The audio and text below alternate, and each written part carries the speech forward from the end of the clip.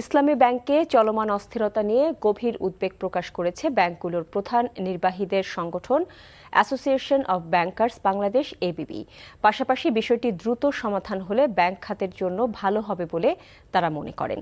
বুধবার বাংলাদেশ ব্যাংকের গভর্নর মোহাম্মদ মোস্তাকুর রহমানের সঙ্গে বৈঠক শেষে উদ্বেগের কথা জানান এবিবির চেয়ারম্যান ও সিটি ব্যাংকের ব্যবস্থাপনা পরিচালক মাসরুর আরেফিন। নিয়মিত ব্যাংকার্স সভায় আলোচ্য সূচির বাইরে এ আলোচনা হয়। এবিবির পক্ষ থেকে জানানো হয়, ইসলামী ব্যাংকের পরিস্থিতি শুধু একটি প্রতিষ্ঠানের সমস্যা নয়, এর প্রভাব পুরো ব্যাংক খাতে পড়েছে।